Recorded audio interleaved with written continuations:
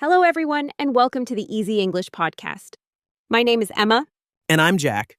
How are you doing today, Jack? I'm doing great. Emma, thanks for asking. I had some time this morning to enjoy one of my hobbies, so I'm feeling pretty refreshed. That's perfect because today's episode is all about hobbies, the fun things we do in our free time. Absolutely. Hobbies are such an important part of life. They help us relax, learn new skills, and enjoy ourselves outside of work or school. Right? And no matter where you live or what you do, most people have something they like to do, just for fun. And talking about hobbies is also a great way to practice English. It's something that comes up in conversations all the time. Exactly, throughout this episode, we'll share some of our favorite hobbies and how we got into them. And we'll also hear from our vocabulary guide, Lexi, who will help break down some useful words after each part of our conversation. Lexi, we're happy to have you here with us today. Thank you, Emma and Jack. I'm excited to help our listeners understand some fun and helpful vocabulary as we go along. Perfect. Let's get started with some of the hobbies we enjoy in our own lives. So, Emma, what's a hobby you really like? I'd say one of my favorite hobbies is drawing. I've loved it since I was a kid, and it helps me relax. That's awesome. Do you draw every day? Not every day, but whenever I have a little free time, I take out my sketchbook and draw whatever I feel like. Sounds peaceful for me. One of my favorite hobbies is playing guitar. I started a few years ago just by watching videos online. That's so cool. I've always wanted to learn an instrument. It takes a bit of time to get the hang of it, but it's really fun and a good way to de-stress. I also like baking, especially on weekends. I love trying new cookie recipes. Baking is definitely a great hobby, and the best part is you get to eat what you make. Exactly. All right, let's go to Lexi now for a look at some key vocabulary from our hobby talk. Absolutely, Emma. Let's explore some of the useful terms from your conversation. Drawing. This means creating pictures using pencils, pens, or other tools. Emma said she enjoys drawing when she has free time. It's a relaxing and creative hobby. Sketchbook. A sketchbook is a book of blank pages used for drawing or doodling. Emma uses one whenever she wants to create something new. Get the hang of it. This is a phrase we use when we start to understand how to do something new. Jack used it to describe how he learned to play guitar over time. De-stress. This means to relax and let go of stress. Jack said playing guitar helps him de-stress after a busy day. Baking. Baking is cooking food like bread or cakes in an oven. Emma enjoys baking cookies, especially on the weekend. Now that we've covered those helpful words, let's jump back into the conversation. Jack, what do you think hobbies bring to our lives? For me, hobbies are a way to take a break from daily responsibilities. They help me stay balanced.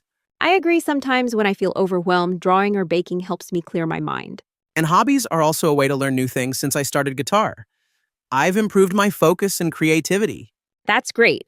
I felt the same when I started journaling. It helped me express myself more clearly. That's a good point. I think even simple hobbies like going for a walk, listening to music, or reading can make a big difference in our day. And hobbies can even lead to new friendships when you meet people with similar interests. Very true. Let's turn things over to Lexi again for some more useful vocabulary. Of course, Jack, here are some important words from that part of your conversation. Overwhelmed. When you feel overwhelmed, it means you feel like you have too much to do or too many things on your mind. Emma said drawing helps her when she feels overwhelmed. Clear my mind. This phrase means to stop thinking about worries or stress. Emma uses drawing and baking to clear her mind and feel more peaceful. Journaling. Journaling is writing your thoughts, feelings, or events in a notebook. It's a helpful hobby for reflection and personal growth. Simple hobbies. These are easy activities that don't require a lot of money or planning, like listening to music, reading, or taking a walk. Jack said even simple hobbies can help. Shared interests. This means liking the same things as someone else. Jack said hobbies can lead to new friendships when people have shared interests. Now back to Emma and Jack for the final part of the episode. Jack, have you ever tried a hobby that didn't work out? Oh yes, I once tried gardening, but all my plants kept dying. Haha. I had a similar experience with learning to knit. I just couldn't get the hang of it. Sometimes it's not the right fit, but it's still fun to try. Totally. And even if we don't stick with something, we learn a bit about ourselves. And for anyone learning English, turning it into a hobby is a great idea. Yes, watching English shows, reading short stories, or listening to podcasts like this one can really help. Just a few minutes every day can make a big difference over time. Let's head to Lexi one last time to go over some vocabulary before we wrap up. Here we go, get the hang of it. We talked about this earlier, but just to review it, means to slowly learn how to do something new, like knitting or playing an instrument. Not the right fit. This means something doesn't match your style or interests. Emma said knitting wasn't the right fit for her. Stick with something. This means to continue doing something regularly. Jack said we may not always stick with every hobby we try. Turn something into a hobby. This means to take an activity like learning English and make it a regular part of your life for fun and learning. Just a few minutes a day. This phrase reminds us that small efforts every day can lead to big improvements over time. Those were some useful phrases to remember now. Back to Emma and Jack to close things out. Well, that brings us to the end of today's episode. We hope this chat about hobbies gave you some ideas for your own free time. And maybe it helped you learn some new English too.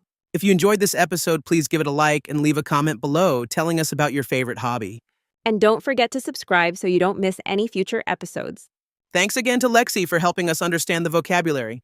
And thank you all for listening to the Easy English podcast. Keep learning, keep practicing, and keep having fun. We'll see you next time.